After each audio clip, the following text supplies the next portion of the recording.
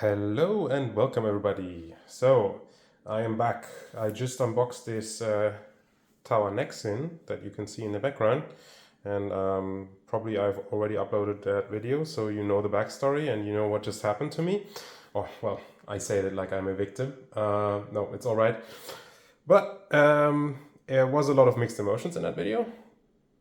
Anyways, I've also decided I wanted to do my first impressions on this one, Sundowner. I've had this for a couple of days and I've stopped myself from smelling it. So this was a partial bottle that I got.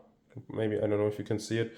Anyways, it's about yay full, and I bought this just because I got a good deal on it and I wanted to try it. I have not looked at all the notes and everything, so I will just give this a quick spray on blotter and we will get into my thoughts immediately. So, let's see how Sundowner treats me. 2 sprays on the blotter. And I'm going to show the nice side. So this is an eau de parfum, and this is released in 2021, I think. Let me double check. Sundowner was released in 2021. Yep. And what am I smelling? It's very spicy, very woody, slightly vanillic, slightly smoky.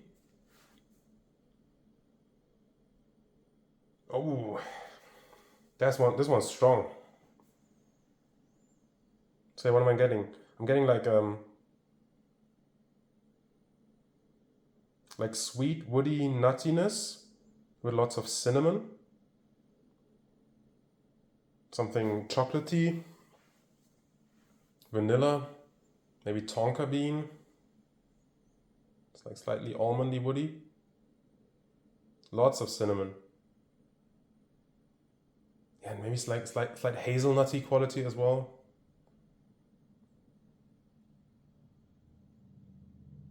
And this smokiness, this dusty smokiness in the background.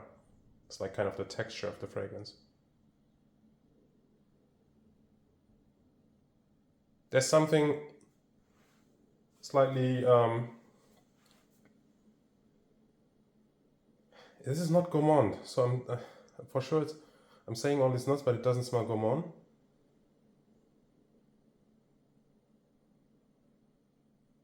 There's something oily about it too, like not engine oil or anything like that, nothing dirty, but just this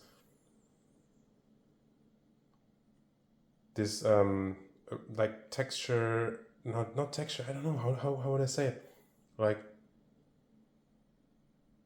if you I don't know, if you grind nuts and the oil comes out, that kind of like hazelnut oil.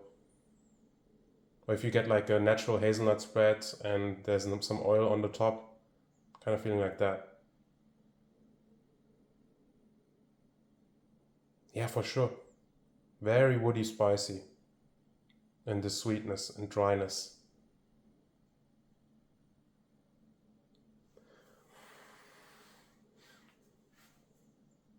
On first sniff, this is pleasant. On blotter, seems nicely done. But you know, it reminds me of a lot of the towers I smelled earlier. It does remind me of something like Vanilla Flash. Although not really getting rose in this one. It does remind me kind of Vanilla Flash. The nuttiness kind of reminds me of Fee. And ooh, it's making my nose tingle a little bit. Vanilla, lots. Interesting. So there's something else.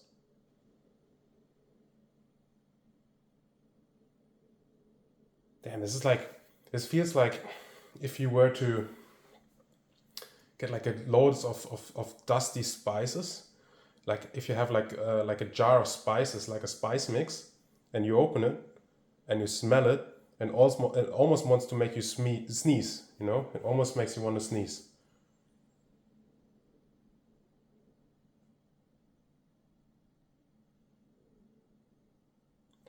Okay, yeah, let's have a look at the Tower website. Let's see what he writes about this one. So,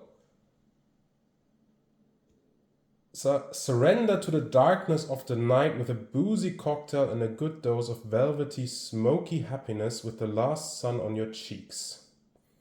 Here's some ingredients that actually make a difference and render Sundowner a harmonious experience. Tobacco Absolute, Cocoa Absolute, and Patchouli Essential Oil, Rose Absolute, and Orange Peel Oil. So there is some rose in there. So maybe that's why it reminded me of Vanilla Flash and Fee.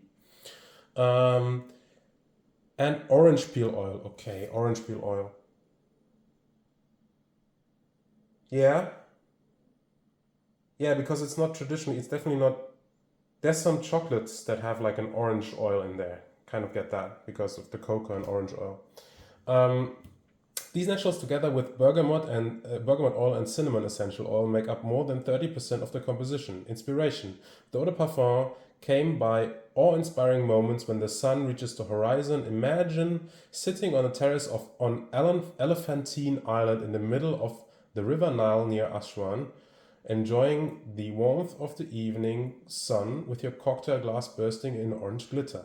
There's tobacco in the air, the sun disappears behind the horizon, and the air is freshening up with cozy woody sweetness. Notes are head notes, citrus sparkles, cinnamon, rose, heart notes, cocoa, tobacco, and cypriol. Body notes, sandalwood, tonka, ambergris, and vanilla. Okay, there's tonka in here. Makes sense. And you know this cypriol, now that he's saying it, I pick up on it because there's a slight dirtiness, very dry woodiness, and slight smokiness as well. So I think the cypriol provides that dry, dirty, smoky woodiness.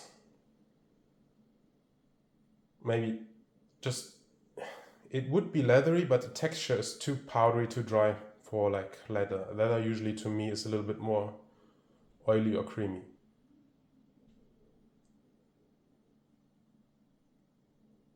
But it could be like, you could pick up on some leather as well, I think.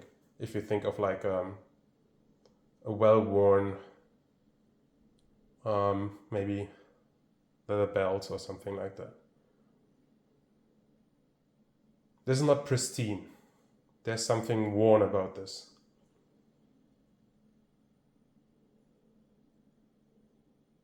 And yeah, it's weird because all the notes are very warm, but there's also some coolness in this. I don't know, but it's not like it's mentholated or anything. But it doesn't fully make me think of pure warmth. It's very cinnamony, very dry, woody, spicy.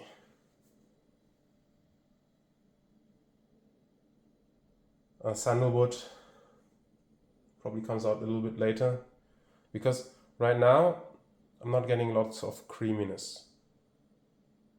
No. Yeah. So this, yeah. The tobacco also comes through. It's for sure. If you think of tobacco, I'm thinking more like cigar tobacco with this one. This definitely comes through. It's very earthy as well. Very woody, dry, spicy, vanilla-y, and this touch of smoke. Seems like a nice composition, but it definitely makes my nose tingle. So yeah, it goes to the point right up to where I want to sneeze if I go very close to the blotter, but I don't quite get to sneezing. Yeah, I think as tobacco fragrances go, spicy woodiness seems well done. Damn, this sneezy quality is it's kind of throwing me off. It's very intense, even though the scent feels, somewhat airy. This is not like a sticky scent.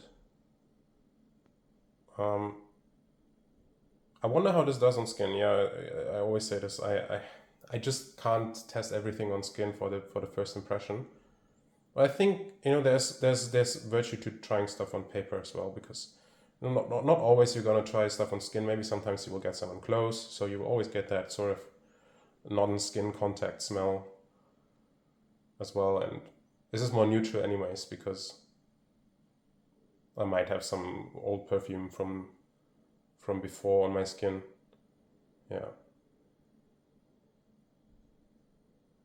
Yeah, nicely done for a tobacco scent, I think, and first impressions.